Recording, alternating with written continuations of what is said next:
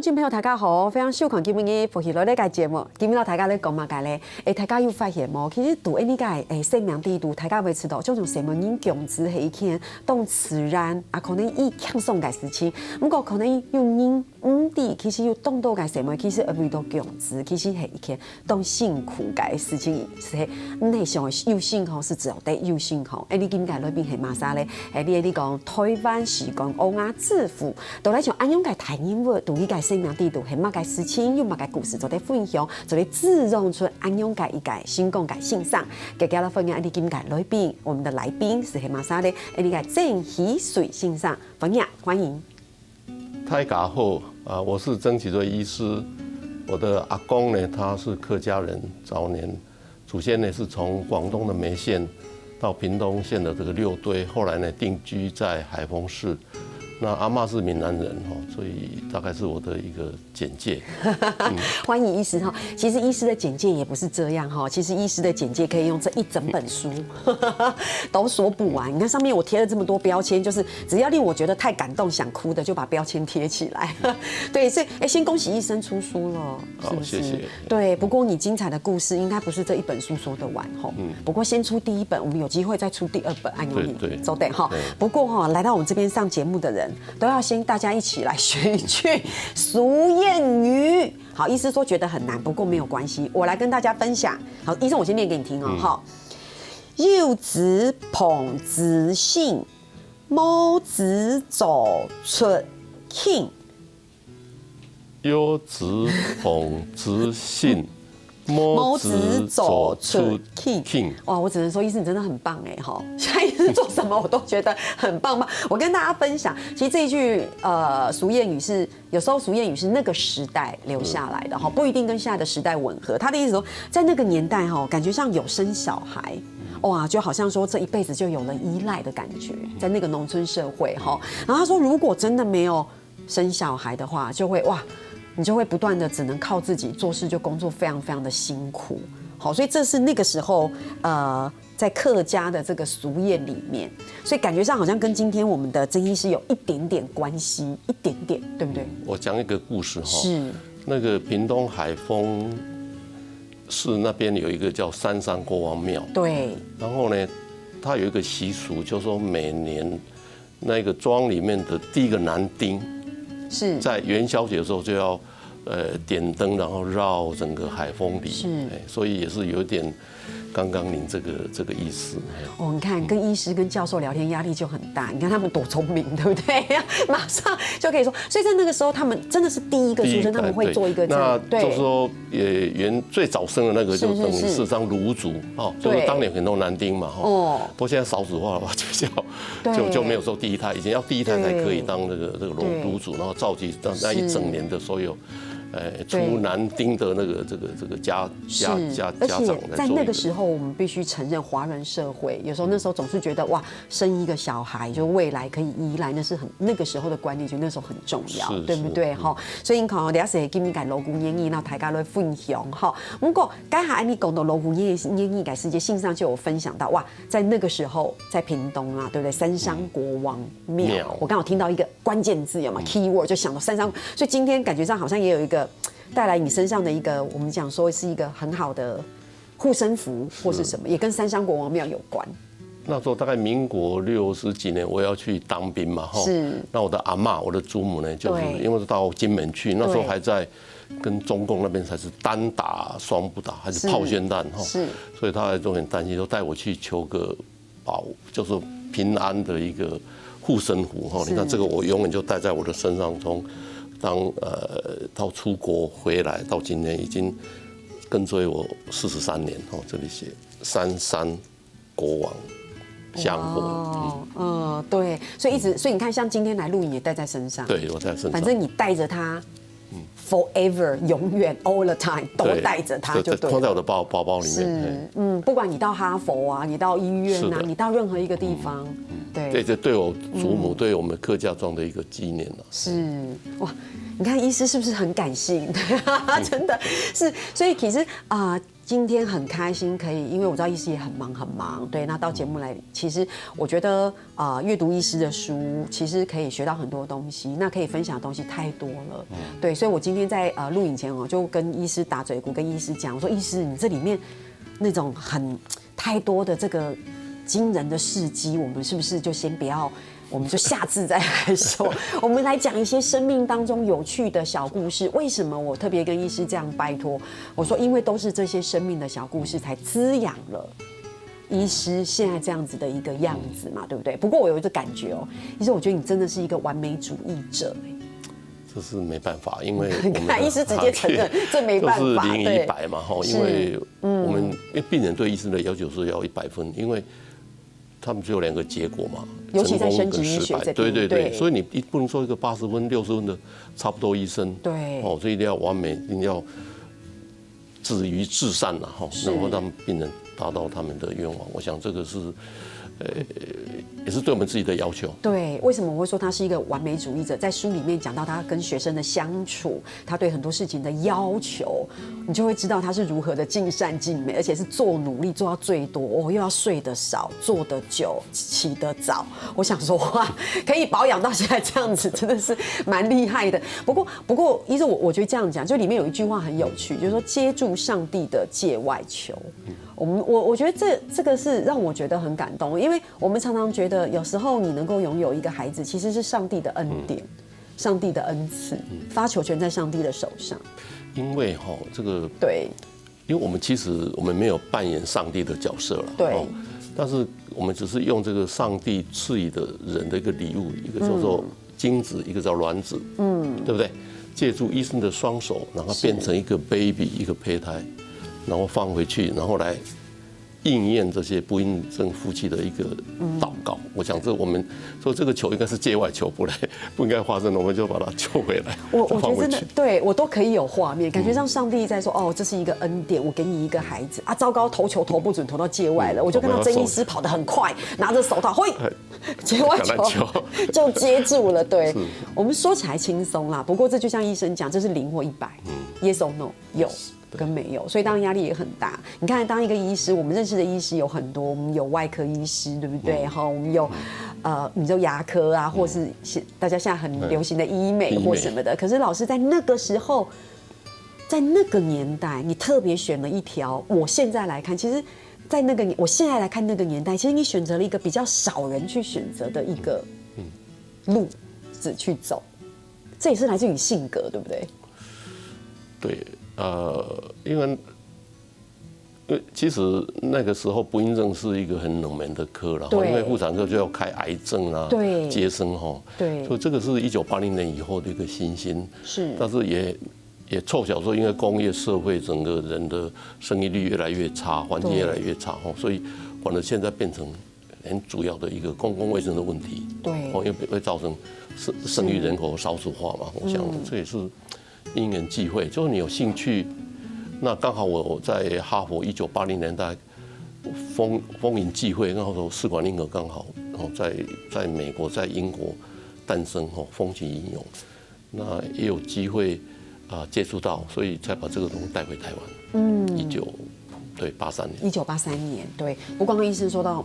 所以你看，为了这样子的一个精进，所以医生还到美国的哈佛去做攻读，而且那个时候其实在美国念书，然后后来也有留下来一小段时间。因为那时候也家里不是太好嘛，公务员对不对？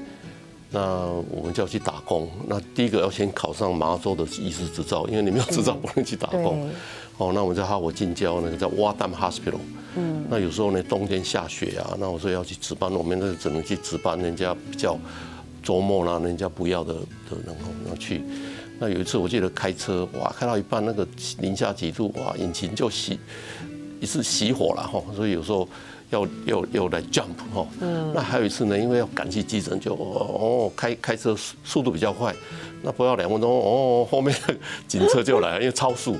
不过警察也很不错，来看他们，他说你要去哪？我说要去医院啊，去急诊啊，要去有待产啊。对，好，没问题，我就帮你签到开道是不是？开道去，到你帮签到哈。不过我问一个很肤浅的问题，那时候被警察拦下来，当下的你在那时候会不会有一点点，那个时候心情会不会有一点点紧张？当然会嘛，那我就说我就跟去急诊嘛，对不对？那急诊以后我们进去给护士打个 pass， 那就解决了。对。我真的也是要医院啊，也没有说谎，所以没有说谎。那我再去急诊说快一点。对，为什么哈？你看医生分享这故事，听起来医生讲起来很轻描淡写，狗抬高很凶，其实那是一个很艰辛的过程。你看也有冰天雪地的时候，对不对？而且我觉得我可以理解一件事情，那是要让鞋练哦，因为都很滑，有刹车，所以 snow tire 那个因为都是冰了。对我觉得我可以想象那种感觉。你想想看哦，抬高熊考考呢，你是一个华人，对不对？黄皮肤的华人，然后你到一个白人的社会里面，然后你在白人那个，尤其又还在那个年代，不要说现代这个年代，现在这个年代还是有种族歧视的问题。在那个年代，一个华人一个黄种华人要在白人的社会生存，其实本来就是一件很辛苦的事情。对。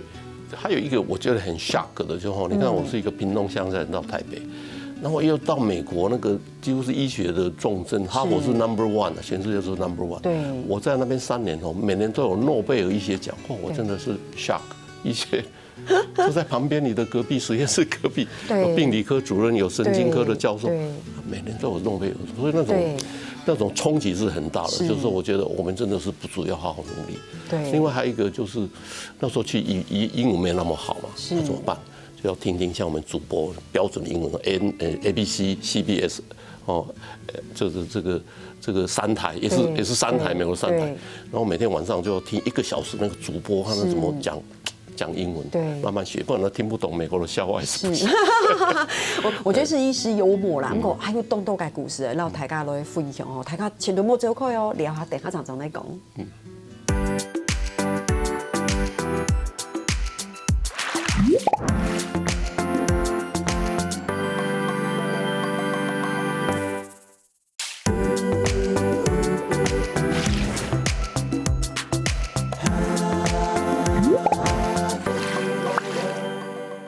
东方宇宙的邀请到你个邀请到你个真心上那种节目地图，然后台湾的分享吼。其实曾医师的故事呢太多，我们我觉得留学就可以讲1集哈。不过我觉得我要特别强调，就是说我可以理解那种感觉，说可以理解，好像我就是有点不好意思，应该这样讲。在一个众多都是佼佼者最顶尖的一个环境里面，你要承担这样的压力。对，你刚刚说学英文，是因为在美国你英文不好，人家也会看不起你，对不对？所以你英文要很好，你的专业要非常非常的强。你是一个华人，可是你要跟白人平起平坐，所以台大走对手，那是一个多庞大的压力，你要做多大的努力，你才可以在那里，我们说被看得起，或是可以摆在差不多一样的位置，对不对？好，所以其实这是一个很艰困的过程。不过一般的人在那个年代，我们都说哇留美，对不对？于是你选择回来台湾奉献，我相信你应该也有很多那时候的同学是留在那里，对。可是你毅然决然就是你要回来，对不对？其实那个年代是很不寻常的年代，那个时候比尔盖茨还在哈佛的大1还大2，后来钟臭生去做他的 Microsoft， 才有现在的这一切嘛哈。那时候王安电脑是独领风骚，那时候我记得雷根总统是给他一个美国荣誉公民，王安是华人，那时候他很可惜，他做那个数据机，然后他赚很多钱在波士顿，他捐了很多钱给波士顿的哈佛在波士顿的市政府，可惜他没有转型，这个数据机他没有转型，所以你看经过5年他就消灭了王安电脑，哇，那时候有没有WAN WANG 嘛，所以。整个的，你看，那当然那个 iPhone 还没出来了哈，比尔盖茨，所以那为什么会回来？我觉得要服务自己的同胞，因为那是很新的科技嘛。那不孕症是放心的，对，所以我那时候就写一封信给荣总，台北荣的院长周院长，说啊，我是不是有机会回来？然后那个妇产部的部主任叫吴湘达，就打一个电话从台北打到波士顿。说好吧，我就1983年的这个10月1号回来荣总服务，大概是这样子。1983 10月1号，荣总就决定要回来了。对，我觉得为什么这听起来很轻松，可是我真的会很感动，是因为有时候我常常觉得在台湾我觉得这块岛屿有时候会滋养一些人，对，然后让这些人，然后他们也有机会到国外去学习很棒的东西，做交流也好。但是是不是你学到这个东西，你还愿意回来台湾奉献回这个滋养你的岛屿？我觉得这是一个很令人感佩的精神。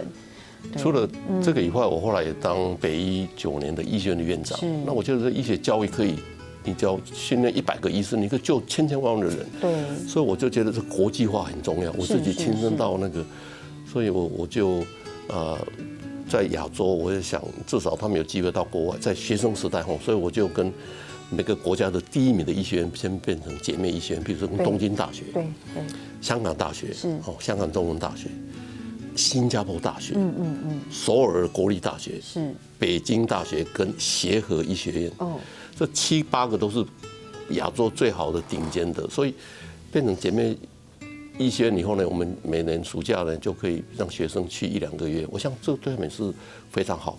那除此以外呢，我们也希望这看看很穷的，我们知道那个印度有个叫垂死之家 Mother Teresa， 后来得诺贝尔奖，对，他那个是很穷的，很穷人快死的人去，所以我说好，你不只要最好的医学院，你要去看看，这是很艰苦，所以我就去他们2个礼拜，对，那个都要。那边也没有蚊帐，然后去有蚊子叮，然后快死人去那边，看看原来看这个医学生看这原来世界上有那么穷苦落后病痛的人，对，所以2级都很重要，那有这么好的先进的医学，对，有那么，所以这样他们就会 reflection， 我们叫反思，做一个医生，对，所以大家有听到重点就是，你看他决定从哈佛回到台湾，对，那其实这就是要回来这边贡献自己所学嘛。简单讲，白话文是这样，但是不只是这样，所以医生一定要跟走马改时期，他要跟世界顶尖的东西，我们说国际顶尖的医学，我们做交流嘛。其实做交流才会让我们自己也更进步，我们自己更进步，我们可以服务更多的人，所以其实这是一个，我觉得这都跟我一直都觉得这跟医生的性格有关的。我们再回到比较前期，比如说为什么我会觉得这跟医生性格很有关？然后因为你看医生回来，你不只是当医生，你教书，对不对？你当老师，你当教授，对。可是不是当教授这件事情，其实也跟父亲有很大的关系？是，这个说的一个巧合。我39岁回到北医当妇产科主任，我爸爸39岁当校长，他也是屏东哈，他在林边中学那个海鲜很有名的地方。然后呢，我看有遗传到他的一些性格，然后他很自由派，知道吗？他常常会让学生来打扫以后就做看他的校长的位置是怎么样哈。然后那时候就不能讲方言，不能讲方言，就国语，那个年代嘛。对。那没关系，他就组成合唱团，他叫那个四季红，就是就是让学生唱方言歌曲。然后那时候也推广校园的民族自主。他那时候那时候民国几年，大概50几年，那个学生选模范生啊什么就已经在自由可以选自由投票，自由投票。所以很多那时候学生以后毕业后，他还来回来看我的父亲，然后。我爸爸是日据时代那个台南工学院，就后来成功大学毕业。对，我爸爸是海丰的第一个念大学的大学生嘛，所以他也成立在屏东第一个公益教室。是，因为就是要训练一些因为高中生比较就是一些公益教室，就是一些像商职那些东西，我爸爸是工学院嘛，所以他希望说是那个屏东林边中也是第一个有公益教室、公益工厂的学校。对，所以也是变成全省的一个全县的一个标杆。对，所以其实也受到父亲的影响，就是有些性格是雷同。其实真的不要小看这些点点滴滴都会对孩子造成影响，所以反而是妈妈反而很严厉，对不对？我在书里面有看到，好像是妈妈规定你出门的时候回到家里的衣服都不能有污渍。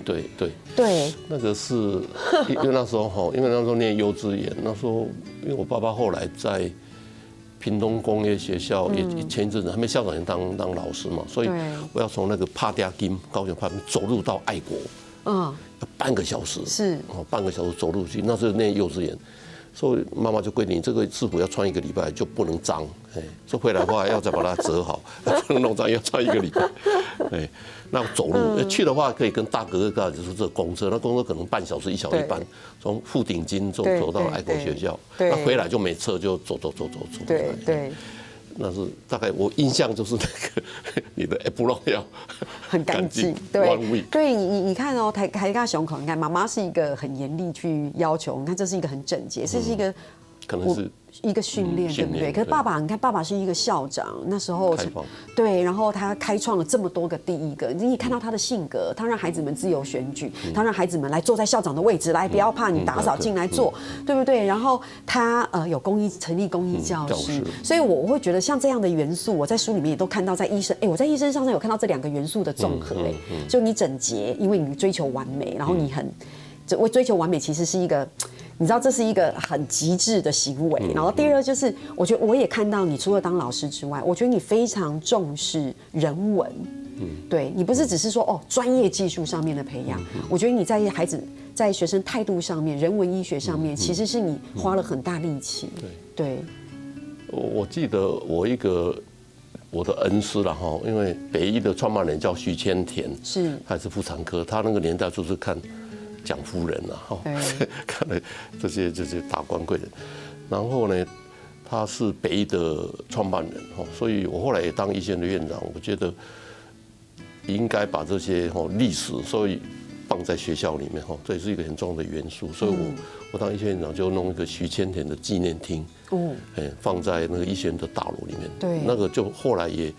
然后把他一些著作啦，还有一些他的书稿、他的画像，你看看那个，在国外大部分都是这样，那个像 Johns Hopkins 也是一样，他是一个很穷的小孩，对，然后他后来因为他不能去念书嘛，所以他是有一天他过世以前，警察在那口袋里面发现说，他捐他的身上的不到1块钱，希望将来能够。捐出来，然后成立一个学校，像这些，所以常常把那些有对学校有贡献的人当做一个纪念厅，用他们的名字或肖像当做图书馆的名字。我想这些对学生就是一个人文教育，我们不只是一个知识的教育。我想这个你的这个无形的一个启发，让学生来学习也是非常重要的。对，所以其实在这书里面，我们会看到，其实医师分享很多，他在学校里面有很多像是类似这样子课程的创立啦。我觉得态度的建立，我其实等一下会再跟大家分享，很有意思。我在这里面会看到很多的诗句在里面，因为有很多的名人的诗句来鼓励大家。黑马改动线，你等一下长得分享。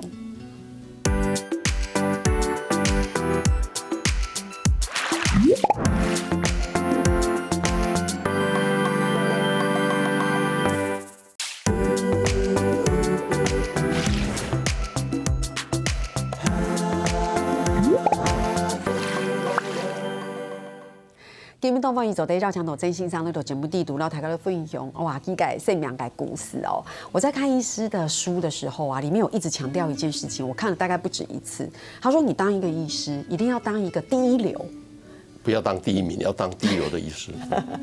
我们现在有好多名医，对不对？你看我们现在说真的，我觉得这是人性。我们去看医生的时候，就说哇，你一定要找某某医师，他是名医，因为医术一定很好。但老师在这书里面的意思是说，你不一定要成为第1名，可是你要当第一流。Yes， 对 ，Yes。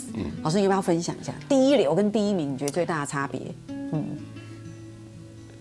我想要做这个很重要，因为。第一流，它是等于是一个 perfect 各方面都很好。第1名不一定是第一流，第1名有时候只是虚名，所以这时候我们在医学教育都非常重要在医学教育有3段非常重要。第一个呢，就是我们在3、4年级解剖，我们有很多的大体老师有这些病人捐出来，所以每年大概3、4月的时候，我们会来感谢这些人，所以把家属、爸爸妈妈之后再捐给家属，然后其中一个追悼那我们最重要的目的就，我们希望你可以在这些大体老师画出那一刀，但是未来你当医生呢，在真正的病人是不希望再划错那一刀，这个是一个很重要哈。那我也能够来感念他们的这些贡献。是。那第二个呢，就是有关这个白袍守护，因为他们也到医院去了 ，Clark 5、6年级到医院去实习，这时候我们就给他披上白袍，就给他责任跟义务 ，responsibility and 就是一个责任感。对。那第5个就是毕业的时候，他已经可以做真正的医生。这时候我们这个毕业典礼，我记得那时候有请那个云门的这个林怀民来讲什么叫卓越。是。我想这个云门可以代表台湾嘛，他很 local， 但是很国际化。是。那我也请侯文英来讲，什么叫做这个白色巨塔？哪些你应该又不应该再去玩？在连续剧，学生都很喜欢。对，在连续剧里面会看到的那些白色巨塔故事，有可能发生的问题，在医师的教导之下，我们要尽量去避免，对不对？因为在书里面还有写，我这边好有意思哦，就是有一段宣言，他说绝对不被强迫，对，不管是绝对不在胁迫之下去做有违反人道的行为，对我是在这里面书看到的啦。对，也就是像刚老师讲的，就是你要成为一个第一流的医师，你可以有一个非常好的医术，可是曾医师这边非常强调，成为就是这些学生里面，你一定要非常注重的事情是，就像刚刚老师讲的，你的道德也好，你的人文素养也好，不要小看人文素养的培养，因为这会带给你整个心性其实是不一样的态度。所以老师刚刚讲到3阶段嘛，像第1个阶段就是像英灵追思会，对，那你想想看，面对一个大体老师，然后那些家属也来，好像在那个英灵追思会，像那些家属也会觉得非常的。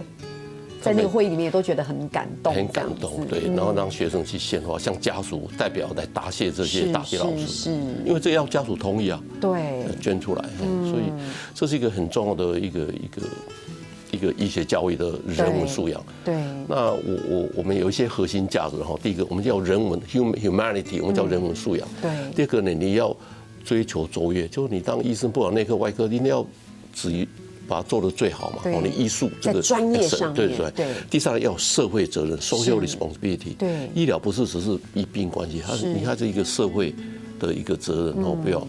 第4个呢，你一定要有这个国际视野，因为医学就是专业的东西没有分 local 跟国际化。就像林怀民他的，你看这王建民的棒球，好的话就是可以到大联盟，不好的话就是这。出不去，所以一定要你医术一定就是要到最好，因为治病的原理都一样嘛。你有肝炎 hepatitis， 在台湾在美国有什么不一样？只有比较好的治疗或比较差的治疗，所以永远要追求最好的。对，所以大家大家有谈到哦，做节目开始到大家有发现哦，我说医师是完美主义者，大家有感受到了吗？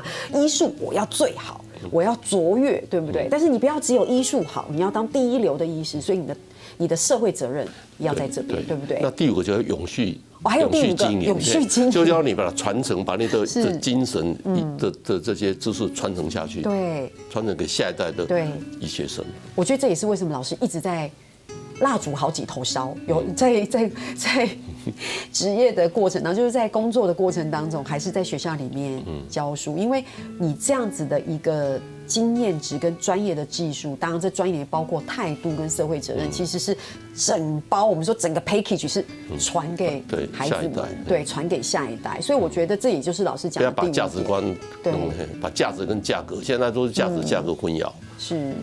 我觉得很有意思哎，你看，所以其实到目前为止，我们还是感觉到，就是说，医师其实很多事情是追求的很极致。可是我觉得回到医师自己本身，你自己在做这些事情的时候，我在书里面看到就其实你也很强调，就除了这些专业课程以外，你也很强调医师应该要多学一些艺术啊、人文啊，我们说 philosophy 啊、哲学这样子的一个兴趣，而不是只是冷冰冰的只看解剖学，对不对？所以这个就是要 balance，对，一个健全的医师，他已经各方面人文、艺术、音乐什么，就是说尽量摄取。所以我也发现到，我自己发现，在学生时代这些办社团的啦、不务正业，后来就成就都会比那个书呆子好。所以功课其实可以及格就好，因为你在学生代能够收集这些养分，包括我看后来很多都诗社的社长这个那个北艺人报的社长、编辑，我们也都是编辑。我当律信的主编，对，然后北基金诗社，这些后来都出了很多高郎，优秀的人。对，那个书呆子反而你后来的，就是不平衡了，是一个平衡才能够对。是，所以我觉得有一个比较严肃的问题，在节目最后，在书里面老师也花了一些篇幅，就代理孕母这件事。对，代理孕母，因为现在很多人因为他某些原因，他不能自己生小孩，譬如说没有子宫，是，或者他因为洗肾啊，他高血压自己怀孕不行，或者是因为某些人子宫比如肌瘤了被开刀开掉了，所以这些你要给他给他一条生路啊，对，你不能说他。就不让他，因为他还是用他先生的精子跟他的卵子，只是放在另外一个房子住了10个月嘛，所以要有条件通过，也不要太滥用。对，像这些人不然的话你没有给一条生路，因为生育是日内瓦就是基本人权。对。德黑兰跟日内瓦宣言它是 human rights。是，所以老师在书里面也是期待，在未来有一天，我们可以很快的让这件事情可以更合法化，其实在很周延的状态之下。是啊。对，所以其实你为什么今天会好像跟大家分享，会觉得说，我们好像哇范畴很宽，为什么？因为这就是曾医师的特质，有没有？有时候，因为有时候我们其实访问过很多的医师，我们发现真的个性都有很大的区别。可是你在看曾医师的时候，你可以谈到他对于代理孕母，也是他对于这件事情的一个执着跟想象，觉得你要让生育这件事情0跟100的哲学，对，在这书里面很看到。但你看到让他们闯出一条生路，对，闯出一条生路，对。但是你又看到医生他在这个专业以外，对我们有时候说哇，有时候完美到快要变成偏执的一种感觉，有没有？哇，你这个要很厉害，然后你还要艺术，你还要人文，对我觉得在前面第2段就可以了，你要懂得欣赏，你不要每样都会，一个听音乐会啦，或者是去欣赏一个好的风景、旅游，增加一些见闻，跟家人、跟朋友，这不一定是都要懂，但你专业要做好。对，老师，你在这一条奉献的路上，不管刚才讲的那5点。对，因为我知道，因为老师，你看你已经做了这么多阶段性的任务，从比如说国际医疗的接轨，对不对？亚太生殖医学中心，对这个整个医学会会长，然后其实你已经做得非常，打造亚洲旗舰型的生殖医学中心。你看这样子，我替台湾训练人才，过去我应该训练快40个有关生殖的人才在北医。对，所以传承是，所以我觉得节目的最后一某用今天哇，看到性上改故事，也是给我们带来很好的一个鼓励，也是一个很好的激励。对，所以真的谢谢医师来到这边。所以医师接下来你会这样子一直做到没有退休的那一天，对不对？我就做，因为我做得很高兴啊，这个就职业跟置业是一样的，这是兴趣、职业都是一样，那就每天都很快乐。这就是最幸福的事情。所以谢谢曾医师来到节目，希望曾医师有空还是可以跟我们多分享不一样的事情。今天跟你谈得很愉快，因为谈的就是我喜欢的，不是太专业的东西。因为太专业的，我可能也没办法谈，好不好？谢谢曾医师，感谢哇，天天下来做嘛，大家叫下来做认同的哦。